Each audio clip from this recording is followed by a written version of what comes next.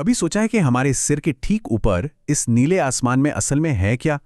चलिए आज एक छोटा सा सफर करते हैं पृथ्वी से सीधा अंतरिक्ष तक और जानते हैं हमारे वायुमंडल की उन 5 सबसे जरूरी परतों के बारे में।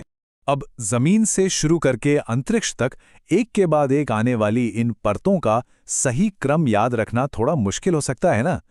तो सवाल ये है कि भाई कोई आसान तरीका है इसे याद रखने का? जी हाँ, बिल्कुल है, और वो भी एक बहुत ही मजेदार तरीका।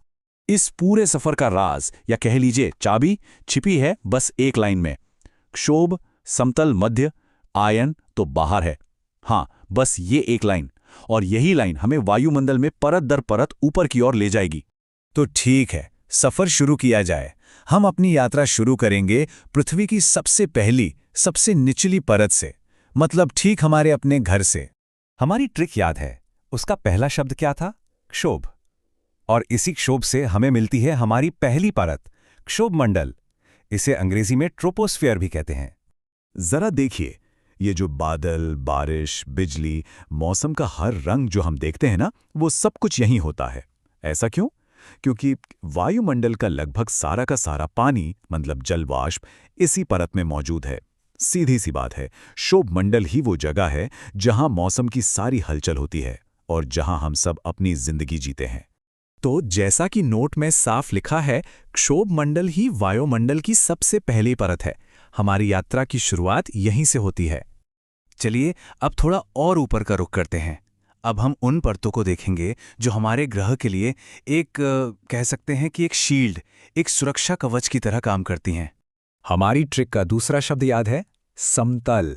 और ये शब्द हमें सीधे ले जाता है समताप मंडल तक, जिसे स्ट्रैटोस्फीयर भी कहते हैं। अच्छा, यहां देखिए, हवाई जहाज बादलों के भी ऊपर उड़ रहे हैं। पता है क्यों? क्योंकि पायलट इसी परत में विमान उड़ाना पसंद करते हैं ताकि नीचे मौसम की सारी गड़बड़ी से बचा जा सके। और एक सबसे जरूरी बात, यहीं पर है हमारी पृथ्वी का असली सुरक्षा कवच, यानी ओजोन परत, जो हमें सूरज की खतरनाक पराबैंगनी किरणों से बचाती है। और अब हमारी ट्रिक का तीसरा शब्द, मध्य। ये हमें मध्यम मंडल यानी मीजोस्फीयर की तरफ ले चलता है। अब इसे मध्य मंडल क्यों कहते हैं? क्योंकि जैसा कि नाम से ही जाहिर है, ये वायुमंडल के लगभग बीचों बीच में है। तो इसका नाम ही इसकी लोकेशन बता देता है, याद रखने में और भी आसानी हो जाती है।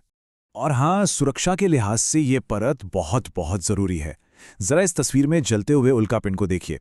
यही वो परत है जो अंतरिक्ष से आने वाले ज्यादातर उल्कापिंडों को धरती तक पहुंचने से पहले ही जलाकर राख कर देती है। तो ये हुआ आसमान में हमारा एक और बॉडीगार्ड। तो अब हम वायुमंडल की ऊपरी सीमाओं पे पहुंच रहे हैं। हम अंतरिक्ष के दरवाजे पर दस्तक दे रहे हैं। हमारी ट्रिक का चौथा शब्द क्या था? आयन। और ये हमें जोड़ता है आयन मंडल से। वैसे इसे थर्मोस्फीयर का एक हिस्सा भी माना जाता है। ये परत कुछ बहुत ही खास नज़ारों का घर है। तस्वीर में देखिए, आसमान में जो जादुई रंग बेरंगी रोशनी नाच रही है, जिसे अरोरा कहते हैं, वो यहीं बनती है। और इतना ही नहीं, जो स्पेस शटल था वो भी इसी परत में पृथ्वी के चक्कर लगाया करता था। और लीजिए, हम पहुंच गए अपनी ट्रिक के आखिरी शब्द पर, बाहर। ये हमें ले जाता है वायुमंडल की सबसे बाहरी, सबसे आखिरी परत तक, जिसका नाम है बाह्य मंडल या एक्सोस्फीयर। इस तस्वीर में एकदम ऊपर देखिए, यहाँ जो सैटेलाइट्स दिख रहे हैं ना, वो सब इसी परत में पृथ्वी का चक्कर लगाते हैं। ये हमारे वायुमंडल की, समझिए कि फाइनल बाउंड्री है। इसके बाद बस खुला अंतरिक्ष। हमारे सफर का ये आखिरी पड़ाव है। तो जैसा कि यहाँ साफ तौर पर लिखा है, बाह्य मंडल ही वायुमंडल की अंतिम परत है। और इसी के साथ जमीन से अंतरिक्ष तक का हमारा ये सफर पूरा हुआ। तो चलिए, जो कुछ भी हमने देखा, समझा, उसे फटाफट एक बार दोहरा लेते हैं ताकि हमेशा के लिए दिमाग में बैठ जाए। अपने वो मैजिक ट्रिक याद करते हैं। क्षोभ समतल, मध्य आयन, तो बाहर है क्षोभ से क्षोभ मंडल, समतल से समताप मंडल, मध्य से मध्य मंडल, आयन से आयन मंडल और बाहर से बाह्य मंडल। देखा है ना, बिल्कुल आसान। तो अगली बार जब भी नजरें आसमान की ओर उठें, तो एक पल के लिए इन अदृश्य परतों के बारे में जरूर सोचिएगा और ये सवाल मन में जरूर लाइएगा कि अगर हमारे ग्रह के चारों ओर ये सुरक्षा कवच ना होता, तो क्या यहाँ जिंदगी वैसी होती जैसी आज है, या होती भी या नहीं।